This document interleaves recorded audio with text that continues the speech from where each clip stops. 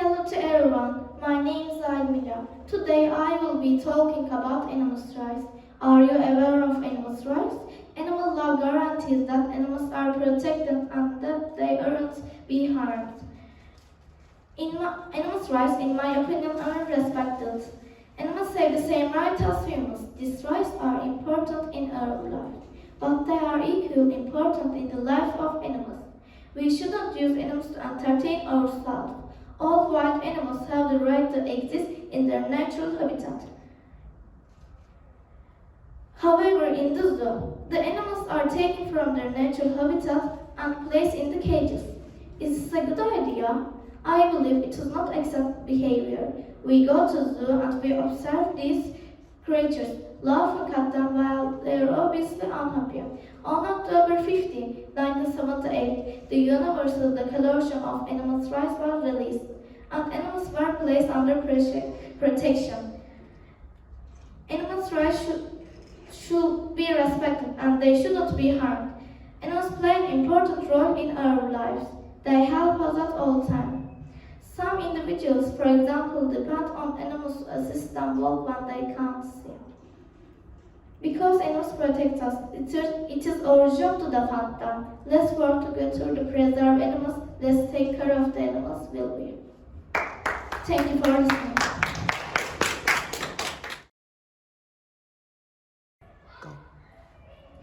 Hello to everyone. My name is Cemre, and today we'll discuss a critical issue. Why are our waters so polluted?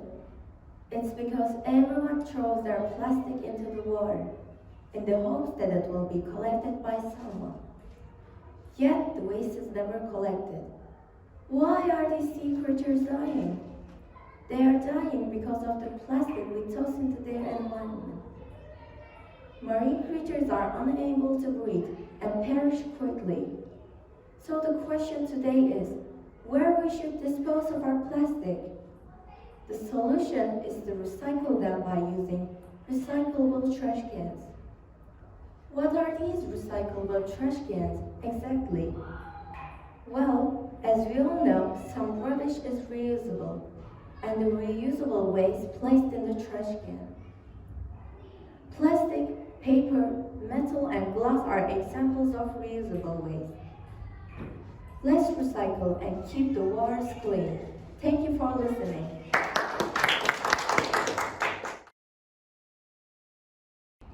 Hello to everyone, my name is Alper. What is the significance of peace? There would be chaos and ruin on earth if there was no peace and the planet would perish. There were 3 people a long time ago. They were always fighting. They realized one day if they continued to operate in this manner, they would perish. Then they drew up a treaty that they dubbed peace among themselves. It has now progressed to the present day. The day it was established was dubbed World Peace Day. There would be conflict, confusion and hatred if we didn't practice peace as depicted in the story. Peace is the polar opposite of hostility. It's the lack of hostility. For the sake of world peace and harmony, all nations must stick to this. The world will be a better and more peaceful place for everyone as a result of this. People who avoid conflict are glad when there is peace. It renews and controls inter-country happiness. People are free to go to whatever place they want without fear of bloodshed when there is peace. World peace also helps to reduce the number of conflicts. If there was world peace, warring countries or internal nation problems may be decreased. Humanity's major cause is war. However, we must control our fighting nature since violence doesn't always solve problems. This world wouldn't exist if everything was handled by violence. There would be no humans. We should always be on the side of peace, even if certain others try to destroy it. We must stay in power. We should be aware that some wonderful people support and advocate for peace. We must never forget that we are and should always be pleased because of peace. Thank you for listening.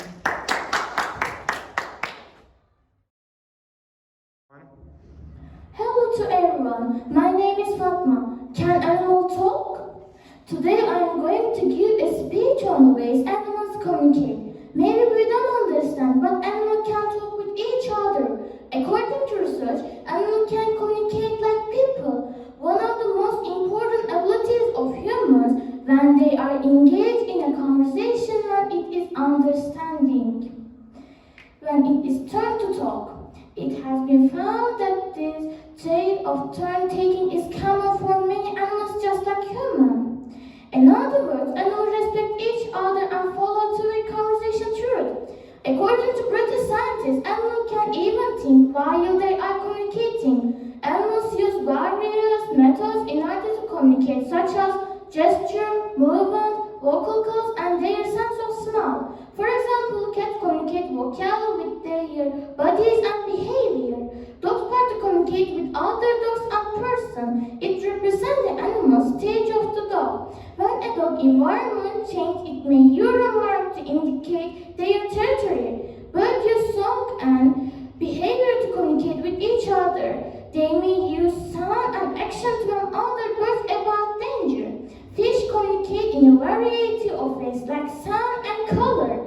Fish use sound for breathing and fighting. They use color to communicate emotions such as anger. Squirrel communicate by shaking and waving his tail. They also use body language to communicate their emotion. Squirrel-like dogs use sound to mark their territory. Lions communicate through sounds like roar to show their strength to defend their territory and act meeting partner. Even though we don't understand animals, their world is colorful. They live in harmony with nature. Thank you for listening.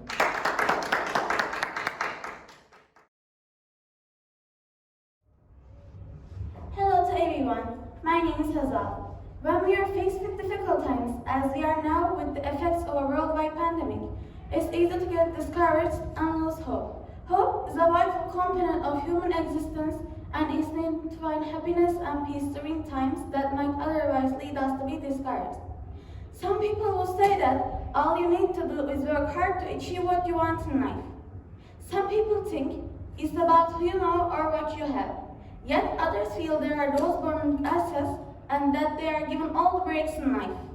The truth is, statistics demonstrate that those who create goals and have a regular, consistent goal-setting process are much more likely to achieve their life dreams.